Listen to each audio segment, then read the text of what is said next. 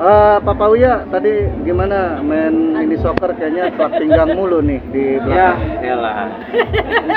Apa udah datang faktor suruh main bola?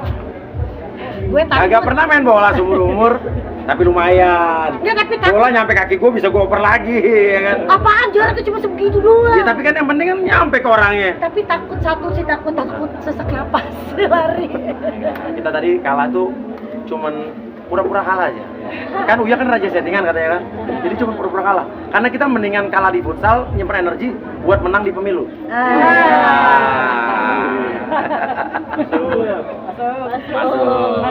masuk Pak Eko. Tadi sebelum main sarapan dulu kok itu Makan soto dulu ritual kita apa tadi. gimana? Makan soto sampai kenyang. Makan tadi gua sama Aziz sempat minta obat mang, lambung perut. Asam lambungnya Asam lambung lari. naik. Gak apa-apa ya. Gak apa-apa. Kan yang penting happy lah, happy aja. Pertama kali main mini soccer apa sebelumnya? Pertama kali main mini soccer seumur hidup gue. Iya. Apa yang dirasakan suka hebat kan? Ya tadi gue pikir wah ini gue bakal ngap nih, sesak napas terus aman-aman aja karena gue cuma jadi back. Mantap tiba-tiba koyoan apa gimana Enggak ya? lah ini. Jadiin koyoan. Ini mah kecil. Biasa ini. Tapi kecil kok kalah. Kalah menang itu biasa dalam pertandingan olahraga. Tapi kalau di pemilu kita harus menang. Masuk Pak Eko. Papi Uya artinya jelang pemilu ini. Ya ini kan cuman kayak kita rehat sejenak, kayak happy lucu-lucuan lah ya. Kan tiap hari tuh gue turun ke masyarakat tuh dari pagi jam 6 pagi bisa kelar jam 2 malam. Waktu tahun baru main sampai jam 2 malam. Bisa 22 titik, 21 titik sehari. Setiap hari. Pernah paling banyak gue 26 titik sehari. Lu bayangin sehari itu 24 jam. Gue cuman jalan paling 19 jam tapi bisa 26 titik. Artinya gue bener-bener padat. Kadang-kadang sampai makan siang aja nggak sempat. Oke, berarti tahun baru ini ngisi turun ke masyarakat. Gua tahun baru menyampingkan iya. liburan untuk Oh, keluarga. bener-bener gue nggak libur sama sekali. Bener-bener kalau masih ada caleg lain yang libur tahun baru sih menurut gue ya, itu belum serius-serius amat jadi caleg. Kalau masih mikirin tahun baru liburan menurut gue belum serius. Tapi kalau berusukan gitu bareng-bareng apa sendiri? Bareng. Nah, Astrid itu kan caleg DPRD yang harusnya cuma di 5 kecamatan. Kalau gue kan di 3 dapil kan. 3 jalan. Tapi dia selalu kalau gue turun walaupun bukan daerah dia tetap ikut turun. Jadi juru kamu gue. Jadi Astrid itu adalah DPRD dengan Caleg antar dapil terbanyak, harus dapat penghargaan dari Bawaslu, dari KPU juga. Khususnya buat anak muda biar nggak golput di tanggal 4. Ya, benar. Anak muda jangan golput karena anak muda itu kalau golput rugi, ya rugi. Suara kalian kalau nggak dipakai rugi. Takutnya suara yang kalian nggak coblos itu nanti akan jadi kecurangan-kecurangan oleh pihak-pihak yang pengen curang. Ya. Jadi pakai itu suara karena kita udah tahu lah anak muda sekarang yang harus menentukan nasib bangsa ini adalah anak muda. Betul. Politik bukan milik yang orang lama lagi. Udah. Anak muda nomor Saatnya satu. regenerasi. Ya. Dan anak muda kalau pengen maju karena kan apalagi anak muda yang udah mulai masuk usia produktif. Mereka harus nantinya berjuang untuk keluarganya, untuk kehidupannya, nyari kerjaan. Nah, mereka harus bagaimana ikutan pemilu untuk memilih pemimpin atau legislatif yang nanti bisa memperjuangkan nasib mereka juga. Bisa membuka jutaan lapangan pekerjaan buat mereka. Sekarang keluhannya apa? Keluhannya anak muda banyak yang enggak susah untuk dapat kerjaan. Akhirnya banyak terjadi orang kerja di luar negeri, TPPO tidak pidana perdagangan orang, akhirnya kasus. Di luar negeri malah disekap, diculik, mereka ilegal. Nah, intinya tapi kita nggak bisa nyalain mereka juga karena lapangan pekerjaan di sini susah. Anak muda yang lulus kuliahnya susah nyari kerjaan. Nah, kenapa? Berarti kan ada sistem yang nggak benar di negara ini. Nah, saatnya sekarang anak muda ikut menentukan bagaimana mereka memilih Dan itu nasib mereka juga nasib mereka nantinya. juga. Itu aja. Sekarang harus melek lah. Mas Yoyo mengizinkan istri untuk nyalek juga, mungkin ada alasan lain kah atau seperti apa? Istri gue tuh orang yang dari dulu melarang gue untuk nyalek. Gue tuh sarjana ilmu politik lulusan Universitas Indonesia. Cuman UI doang sih gue. Gue sarjana politik gini-gini, cuma lulusan UI. Tapi ini sombong tapi merendah. Boleh dong. Boleh. Kenyataan. Tapi bini gue orang yang bilang dari dulu, lu jangan masuk politik, udah nggak usah. Ya. Tapi 2 tahun terakhir ini setelah kita banyak mengawal kasus-kasus yang terjadi di Indonesia, ketidakadilan hukum, orang-orang yang punya kasus hukum kita kawal, orang yang diperas oleh oknum-oknum aparat, orang-orang yang mendapatkan penindasan-penindasan di bidang-bidang tertentu, tapi justru kita malah yang ikut diintimidasi. Justru Asid yang bilang, wah lu harus turun jadi Ada sesuatu DPR. yang salah dengan negeri Iya. gitu loh. Lah, gue bilang lu tuh nggak ngizinin gue, udah pakai sarjana politik lu untuk terjun politik. Serius. Dia berubah pikiran di tahun 2022. Akhirnya 2023 awal kemarin Januari, gue memutuskan buat akhirnya oke, gue mau maju jadi caleg, gue bergabung sama partai. Karena kalau dulu gue berpikir yang namanya politik itu kan agak-agak busuk, jahat gitu kan. Tapi bagaimana supaya baik? Ya memang politik itu harus diisi dengan orang-orang baik. Ya, supaya yang politik bikin itu tidak jahat. Jahat itu oknumnya. Nah kalau politik diisi orang-orang yang jahat, jadi jahat. Tapi kalau orang-orang baik nggak mau terjun ke politik ya susah. Sampai Aduh. akhirnya izinin istri buat ikutan.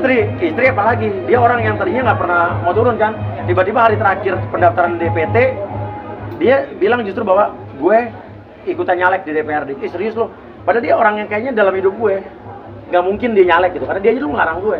Tiba-tiba dia bisa berubah pikiran, dia ingin memperbaiki sistem di negara ini. Apalagi yang dia perjuangkan kan selama dari sebelum nyalek kan, dia mengawal kasus-kasus KDRT. Dan kalau di Uya YouTube gue memviralkan kasus bukan cuma kayak YouTuber lain yang cuma viralin doang lepas tangan. Kalau gue kan gue kawal kasusnya, gue ikut, kadang-kadang gue dampingin secara hukum, dan itu yang membuat dia geram. Banyak hal-hal yang di sini undang-undangnya baik tapi tidak jalan itu. Ya, ketika kita melakukan suatu kebaikan tapi malah kitanya yang ditekan. Nah itu gue makin ini nggak bisa kayak begini ya. Iya. Salah satu cara kita harus masuk dalam sistem untuk merubah hal itu. Banyak undang-undang yang bagus tapi aplikasinya, implementasinya belum ya. belum bagus. Nah itu yang merubah. Ya, mungkin kita udah tua kali, umur gue 48, dia 43. Kayaknya untuk masalah cari duit tuh kayaknya kita udah agak banyak duit kita ya gitu ya. Apalagi sih gitu. Tapi berbakti bukan semata-mata Enggak serius. Nah gini, kalau orang bilang lo baik banget mau nyalek ya, lo caleg ya. Nah orang bisa lihat, gue ngebantuin masalah-masalah orang udah dari bertahun-tahun yang lalu, dari sebelum gue nyalek. Nah itulah untungnya gue. Mungkin Tuhan justru apa ya, sudah mengatur semua ini. Dulu lo berbuat baik, lo ngurusin urusan orang, lo bantuin masalah orang, sehingga pas gue turun nyalek, orang udah nggak bisa lagi, lo baru nyalek baik. Lo buka aja jejak digital. Dari tahun berapa kita udah ngurusin orang, kita udah punya LBU, Lembaga Bantuan Uya. Udah berapa ratus kasus yang kita kawal. Dan intinya untuk itu tidak berlaku. Dan ada lagi bilang artis nyalek katanya nggak laku, nggak mampu. Lo boleh adu sama gue sarjana ilmu politik. Masalah-masalah masyarakat apa yang udah gue selesaiin udah banyak banget. Pertanyaan gue, artis banyak yang nyalek, tapi lihat berapa persen artis yang nyalek yang benar-benar turun ke masyarakat. Hampir jarang banget. Cuma sedikit artis yang turun ke masyarakat, benar-benar turun dapil ke masyarakat, tahu masalah masyarakat. Gue malah kemarin dapat dari salah satu masyarakat yang bilang gini, Mbak, Mas Uya, kemarin ada anggota dewan yang datang nih ke kita kampanye. Kita tanya, Mas, PKH saya gimana ya, Pak? Terus dia diem aja kan anggota dewannya. PKH gimana? Terus dia nanya, PKH apa? Masa nggak tahu anggota dewan program keluarga harapan? Nah itulah dia. Apalagi artis-artis yang nyalek nggak pernah turun ke rakyat. Dia juga mana tahu masalah masyarakat. Jadi kalau gue malah mengorbankan banyak acara TV gue, YouTube gue untuk terjun ke masyarakat. Untuk tahu masalah di masyarakat apa, itu yang benar, caleg yang benar. Kalau dari kampanye gue dulu udah ngomong, dia udah nafsu aja ya kan. Jurkam. Iya, jurkam. Kalau misalnya caleg nggak turun ke warga, ke masyarakat, dia akan tahu masalah masyarakat. Kalau kampanye aja nggak turun, apalagi pas jadi, dia nggak tahu masalah masyarakat apa, percaya mau. Gila dulu. Makanya kenapa? Enggak apa. Jadi kan gue jadi lupa. Caleg lupa. Makanya kenapa? Mungkin ada bisikan. Iya, ada. Oh lah, jadi gini, banyak banget kan yang bilang, oh udah nggak laku lagi. Mohon maaf, kita ngeberhentiin 2 acara. Gara-gara nyalek kayak gini, Iya. acara kita saya berhentiin. Udah banyak banget yang telepon, Mbak Astrid, kita bikin acara ini lagi. Mbak Astrid bikin, ini kapan waktunya kalau ke masyarakat, kalau dia syuting, gimana caranya mau turun ke masyarakat, benar gak? Akhirnya saya bilang, ya udah. Kalau istilahnya bilang, netizen bilang, ih udah nggak laku lagi, mohon maaf. Terus misalnya gini, artis mau cari duit ya di DPR. Sorry ya, artis sekelas kita bukan sombong, ini kenyataan. Gaji artis level gue sejam syuting sama gaji sebulan DPR, gajian artis syuting beneran. Ini tahu nih. Lu tahu kan? Saya tergantung artisnya juga sih, ya kan? Iya bener kan? Jadi kalau dibilang mau nyari duit di DPR, gedean jadi artis cuy. Beneran. Mas Uya, Mbak Astrid ini kan tadi sempat bilang ketika masa kampanye ninggalin 2 program. Iya. Itu bakal dilakuin nggak sih ketika di DPR? Apa bakal meninggalkan entertain Gini. atau gimana? Gua kalau jadi DPR, jadi artis tetap, tapi gua nggak mau utamanya jadi artis. Utamanya DPR. Artis kalau kita ada waktu luang aja udah. Tapi artinya enggak, gua tetap fokusnya DPR, beneran. Tapi nggak ninggalin dunia keartisan? Gue nggak ninggalin dunia entertainment gue, tapi karena gini, gue punya YouTube, punya TV. isinya kan bukan hanya entertainment, bukan hanya hipnotis, tapi juga kan ada LBU, Lembaga Bantuan Uya. Iya. Gue banyak ngebantu, lo lihat deh YouTube Uya TV berapa ratus kasus yang udah kita kerjain, kita bantu sampai selesai. Yang tadinya malah nggak selesai, bisa selesai gara-gara di kita. Nah, justru kalau kita jadi DPR, YouTube kita tetap jalan, kan bisa lebih bisa sinergi. bisa saling membantu, lebih Iya. membantu. Orang ngadu aspirasi masyarakat, ada sidang DPR aduan, langsung gue bawa ke YouTube, jadi Live. media gue naik, YouTube. bisa lebih cepat selesainya. Wah. Nah, itu yang baru akan terjadi di 2024. Amin. Jadi pada bisa tahu tuh dari YouTube Mas Uya live langsung sidang gitu kan. Pinter ngomong caleg ya. Mas Uya, tapi maksudnya selain karena rakyat tadi, apa memang karena anak-anak udah makin besar, mungkin biar ada Ya. kegiatannya aja atau seperti apa sih? Ya anak-anak juga udah gede, Ya, udah di juga. Amerika.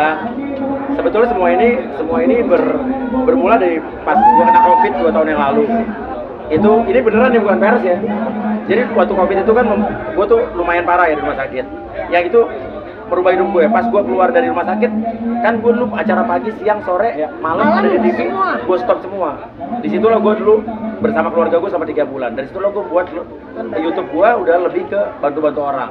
Dan dari situ prosesnya berjalan seperti itu sejak COVID itu. Jadi kayak udah kasih jalan ya. Gimana sih saat lo nolong orang itu makasih Mas Uya, masalah saya selesai. Itu merinding bos. Rasanya lebih daripada kita dapat duit 35 juta sekali syuting, 30 juta sekali syuting. Beda, apa? Kan seperti Oh, ya kan? seperti. Iya. Berarti memang COVID jadi titik balik kehidupannya Mas Uya. Apa? Ya. Iya, jadi COVID jadi balik kehidupan gue. Maksudnya mungkin kemarin juga sempat lamar di luar negeri ya, Iya. karena kita itu papa juga sempat sakit, bisa Iya. cerita nggak sih? Nah, Mungkin sedikit. itu lagi. Waktu gue main di luar negeri, bokap gue masuk rumah sakit, serangan jantung. Kenapa sih? Oh, Serangan jantung.